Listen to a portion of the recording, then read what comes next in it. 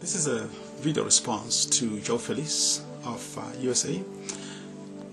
He was making a response himself to Kiev with respect to the discussion on Umshini Wami. I didn't watch or view the video of Kiev on the subject, but I just came across Joe Feliz's response and found it interesting and felt that I should make this kind of response. I must commend you, Joe Feliz, for making a level-headed argument and making a genuine attempt to be objective in your commentary. I respect you greatly for this. Nonetheless, there are a couple of points that I want to address in a video response to Kai. The points of interest are Umshini Wami, the Confederate flag of 1861, as you mentioned in a video, the credible sources like the Time magazine and your line of reasoning. Like Kaya said, the Umshini Wami does not refer to violence as something. It referred to the armed struggle in the past against apartheid. Today, it refers to the political machine.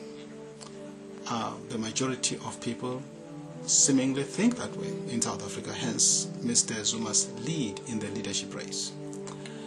I mean, the people who feel kind of, disenfranchised or left out or kind of on the periphery of the economy, they feel that they wanna be plugged into that political machine. They wanna be part of that process. They wanna have their needs addressed, in a fundamental way. So. Hence they find that song to be kind of an anthem that rallies them around the need to be part of this political machine. The Confederate flag you referred to was and still is the symbol of racial disharmony, as you pointed out in the video. Drawing parallels between a racist flag on the one hand and a song of liberation on the other hand is not logically consistent.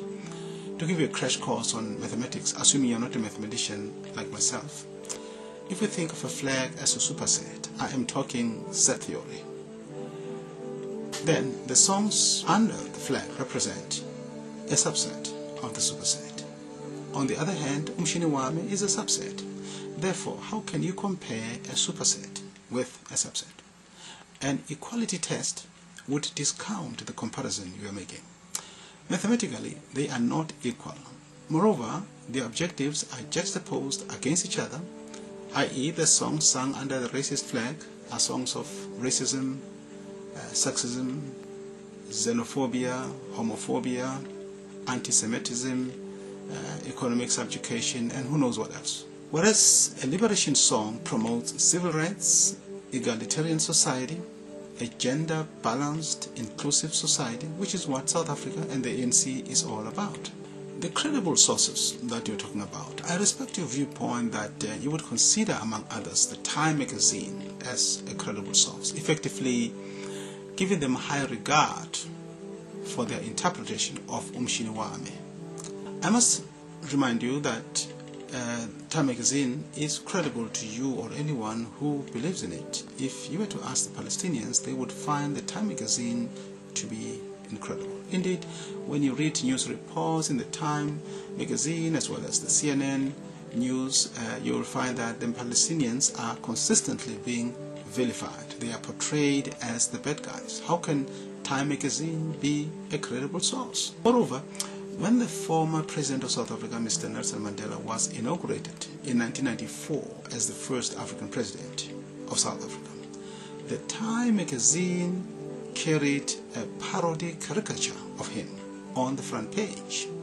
Clearly, they didn't believe that an African was now the ruler of a very powerful country and there was no going back. The editorial of the Time magazine allowed a prejudicial portrayal of what became the greatest statesman on the planet. History will judge Time harshly for that offensive edition.